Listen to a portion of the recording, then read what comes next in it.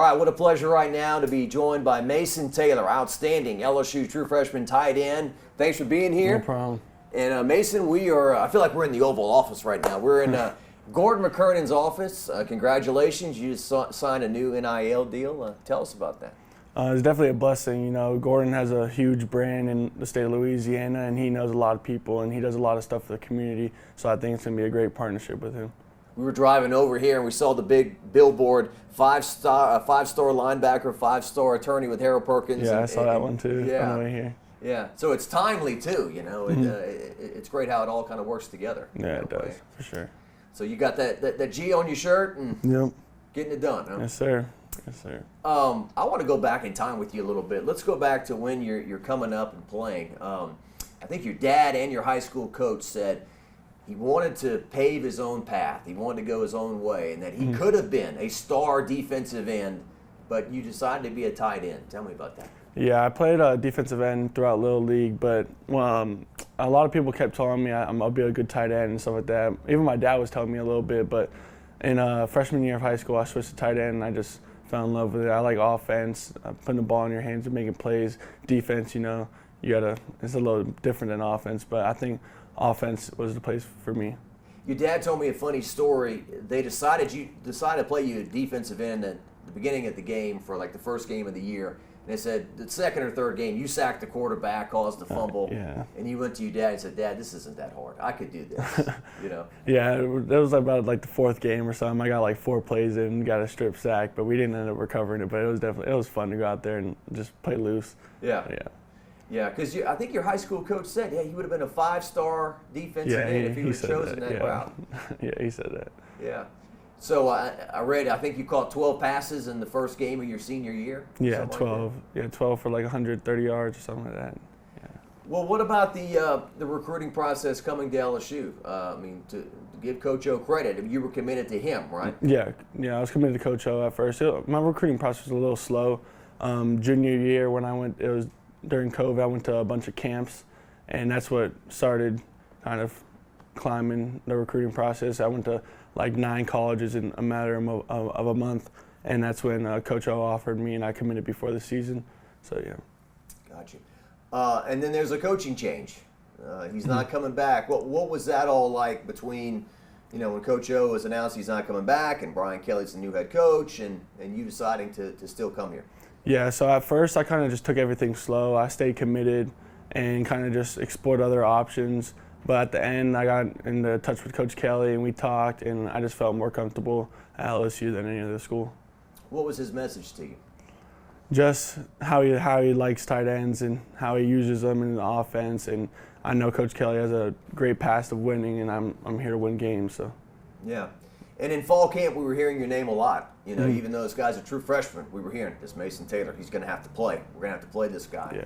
I mean, you felt like you stepped in and caught on pretty quickly? Yeah, I felt like I learned the playbook pretty quick. But other than that, our coaches did a great job of getting me ready to play and on the right stage of college football. So I definitely shout out to the coaches and the meal people that give me right. Got 20 pounds on during the off season, so just everything coming together just made me a better player. That nutrition center in the football ops, that's a pretty nice place. Yeah, for sure. Coach Frakes does a great job of getting our meals in and making sure we got the nutrients to perform. It's fine dining every day, isn't it? Yeah, it's really good. Yeah. Steak, shrimp. Yeah, we have victory meals after games on Sundays, and it's like lobster, crab legs, and a bunch of crazy stuff. And along with the eating, obviously, you combine that with the strength and conditioning. Tell me about Jake Flint, what he did with you guys during the summer leading up into the kickoff. Yeah, Coach Flint, he's great. He pushed us in the summer, all the freshmen that came in, our whole team, and he just makes sure you're not slacking it. And he knows how good you could be, so if you're tired one day, he'll be there to amp you up and stuff like that. But he's definitely a great strength staff. So I guess you were here during the summer when you guys were running up and down Tiger Stadium and doing those different things. And the straight heat, 100%.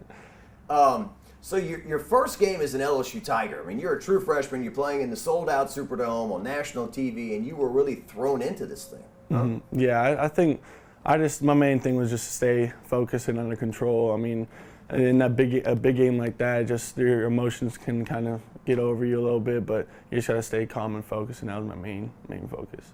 I think a lot of people were really impressed with your catch late in the game, the fact that you had the wherewithal to get out of bounds and not try to, okay, I'm a tough guy, I'm going to run over these two guys and get in the end zone. I mean, that really did set up the final play.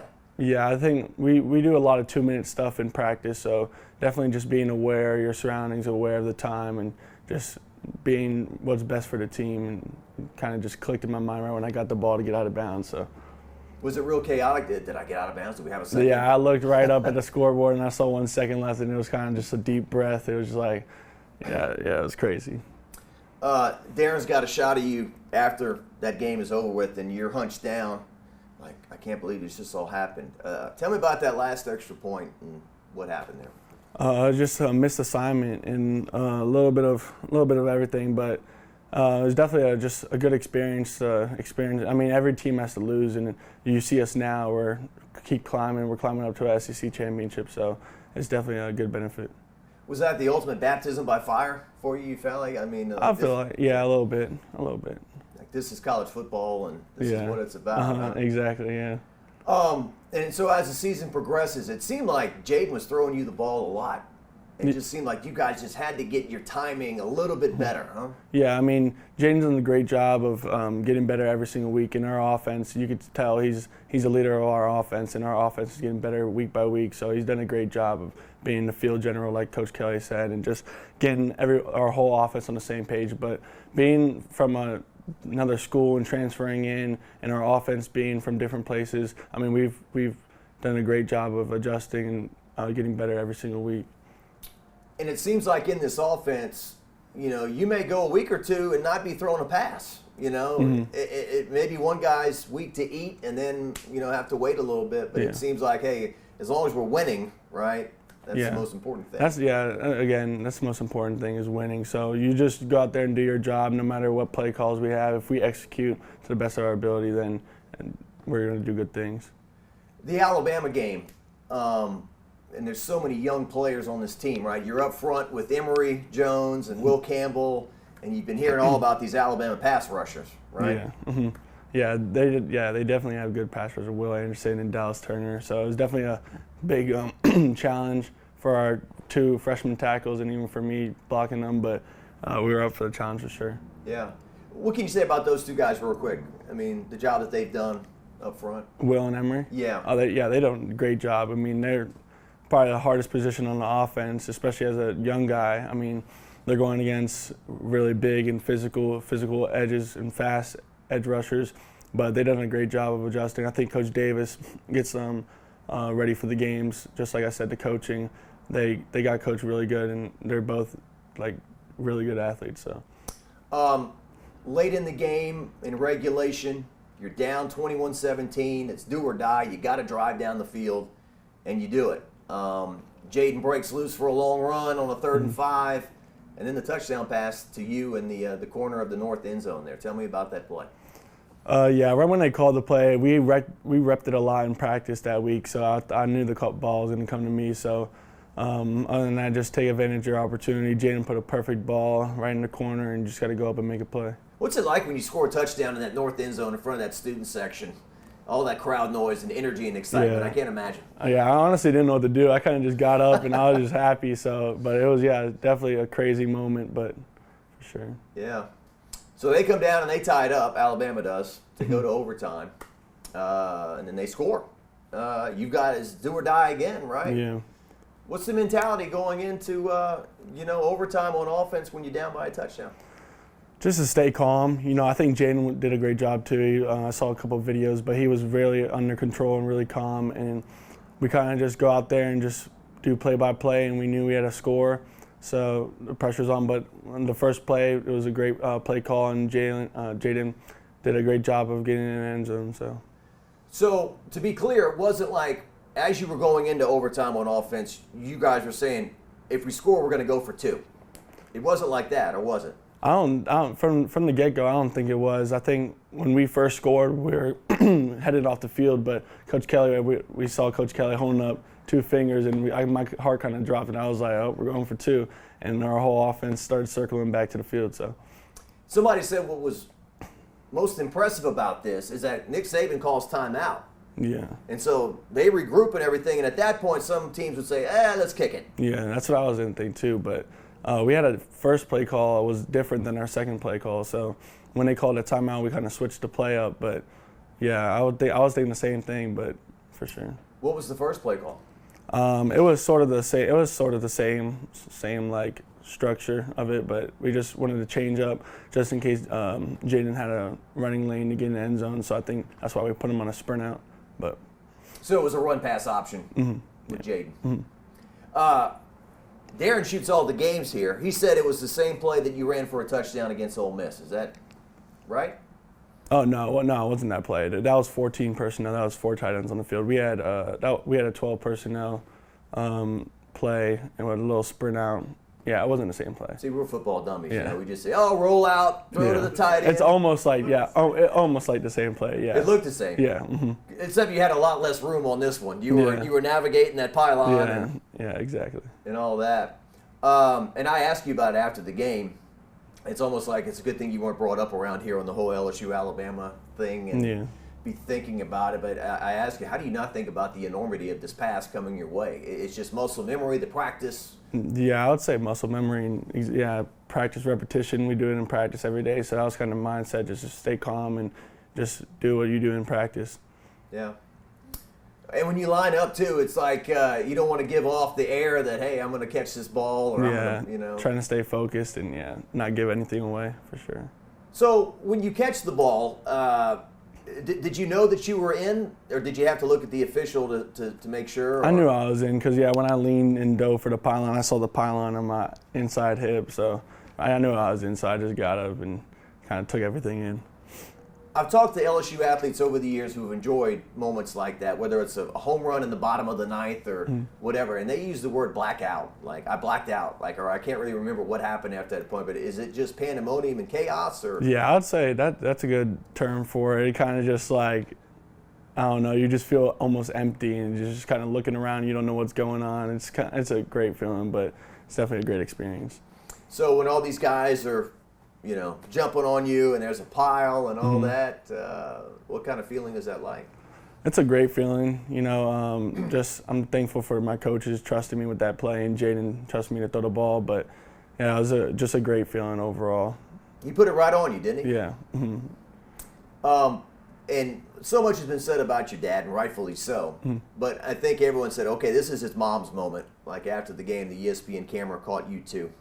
What was that moment like for the two of you? It was a cool moment. I was working my way over there because I knew she'd be in that section, and I just wanted to find her and hug her. But it was definitely really emotional because that whole game, it was just throughout the strain. You kind of got to, on offense, you got to be focused and control your emotions. So after the game, I just felt like I just let all my emotions out, the anger from the game, the sadness from the game, the hype from the game, and just let everything flow out of me. But it was definitely a great experience. You were in tears, weren't you? Yeah. Yeah. What about her as your mother? Because I know that she has flown across the country to watch Isaiah, your older brother, play, and then come see you sometimes in the same weekend, like Florida State, I think. Yeah, she's really dedicated as a mother. She travels a lot, like you said. She goes Arizona. That's not a short flight either. And then she'll come here the other week and then go back to Arizona, come here. So she's definitely out of town a lot, and it means a lot as a son of hers. But yeah, and your brother is like we said, he's at Arizona. He's a safety, right? Yeah, safety. So you guys talk? Yeah, we talk. Yeah, we play the game together to the video games, and we'll talk. But we talk about the games and all that stuff. So. And then your sister, your younger sister, is going to be coming to LSU. She's committed to play beach volleyball here. Yes, she is. So how good is she? She's going to be tearing it up? Yeah, she's pretty good. Yeah. Okay. I've seen some pictures. She gets up pretty high above that net. Yeah. Yeah. Good deal. So your SEC West champions.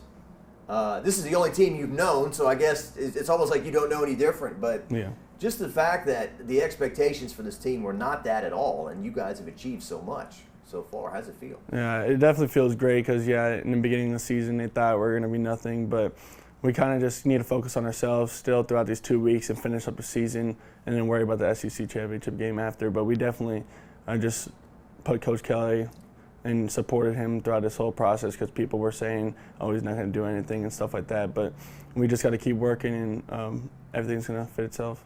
Can you go back in your brain and maybe think at some point in the offseason, or man, we didn't look so good then, and now we do look good? Like there's been a transition or a growth as a team. Yeah, I feel like overall, just from the first game, we built and got better every single week, and it just shows statistically and just on the field. You see just everyone's running more smooth, everybody's more confident, we have trust in our offense and stuff like that, so everything's just benefiting every single week.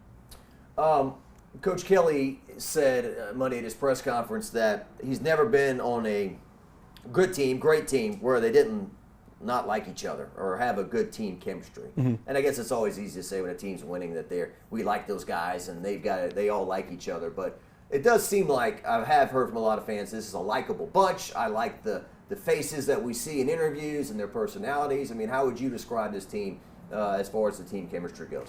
Yeah, I think we have a good team chemistry. We have a bunch of good guys. There's no toxic people on the team or anything like that. They're a funny bunch, and we all mess around with each other. And I just feel like we have great leaders that hold us accountable for our actions, and we have a overall great team. And that was one of the things when they talked about NIL, the fear of NIL, and this guy's going to get jealous of this guy because he's getting this and I'm not getting that, and I'm not in that locker room, I'm not there, but it doesn't seem like any of that's been a problem. Yeah, no, definitely not. Everybody's just excited. If you get an NIL, they're excited for you. No one's jealous in the locker room. Yeah. Well, it seems like the whole team is about to be on this team with you.